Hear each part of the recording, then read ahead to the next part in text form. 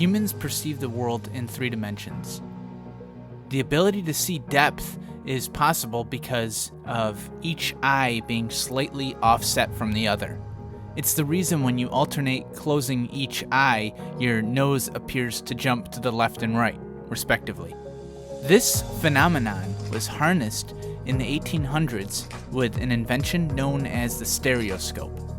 It's essentially the 19th century version of virtual reality, or VR. And this type of device is technically the first HMD, or head-mounted display. You simply put it in front of your eyes, and it gives you the illusion of 3D. It's crazy when you sit back and think about how people were looking at 3D images before practical photos were invented. Explain it. The person responsible for the stereoscope invention was Sir Charles Wheatstone, a Victorian-era man with some interesting ideas. His stereoscope invention in 1838 was just one of his many accomplishments, hence the Sir in his name. That's not to say he's the first person to ever think about the idea of how our eyes can see in 3D. Even Da Vinci, hundreds of years earlier, was thinking about this, and he mentions it in his writings. Wheatstone's particular contributions are important because the way he was able to materialize the concept is still essentially the basis for all modern VR technologies. The way it works is that it used 2 mirrors at angles to reflect light in such a way that when it hits the eyes, the human brain stitches them together and accepts the result as depth. And remember, this is before photos were really a thing. So the first stereo images, or stereographs, were hand-drawn, a lot of times by the user themselves. So that would be like today if you got a VR headset and you had to make your own software to use it. With that said, you can still think of the Wheatstone stereoscope as the great-grandparent of modern VR. It ultimately proved how the eyes combine separate visions in the brain into a perceivable object with depth. Let's take a look at an actual stereoscope.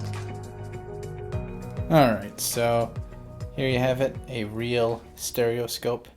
I got this recently with no information about it whatsoever, so I'm not sure exactly what year it comes from, but this is a genuine classic stereoscope.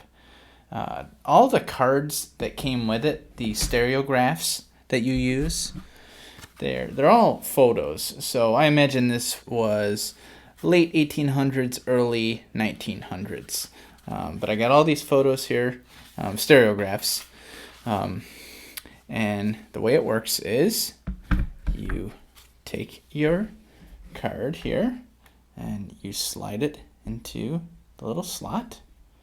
And obviously you put your eyes up to the eye holes there, and you can focus the image by dragging this part right here, and the effect is really cool. I wish I could show you what exactly it looks like, but it's just not gonna work. You're just gonna have to take my word for it that it is a really cool effect, and there's something about it being analog that just makes it so much more real than, say, a digital device today. Like right here I have the Oculus Go headset, which obviously is a digital stereoscope, I guess you could call, because it does have that same stereo technology where each eye is getting a different, slightly offset image to give you that 3D effect.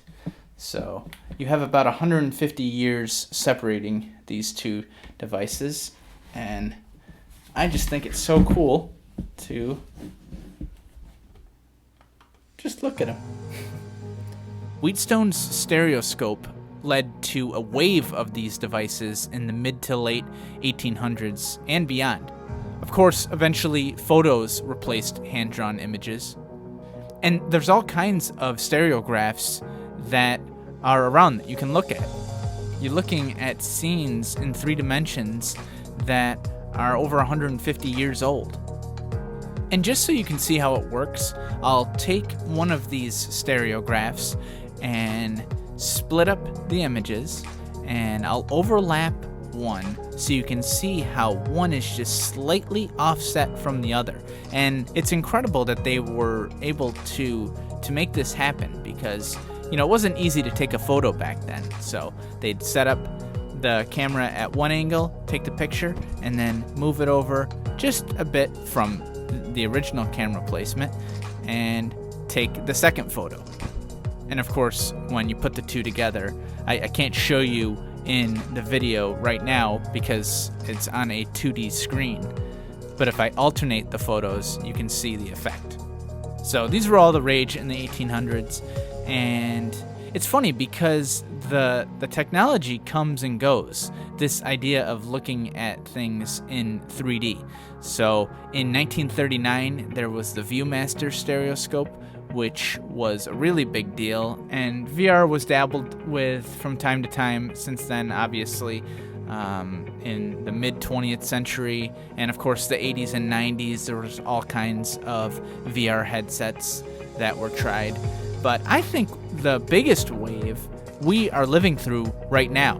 It started in the early 2010s with Palmer Luckey and Oculus, and really in 2017 with high-powered VR devices and software for consumer use.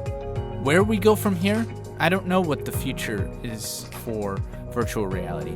I mean, it might get to the point when you don't even need a headset or even contact lenses over your eyes, but rather you go directly to the optical part of your brain and provide the experience directly. But that might just be wishful thinking, and maybe I don't even wish for that. But either way, I hope that you enjoyed this quick look at the past and brief dissection of the roots of it all. Have a good one.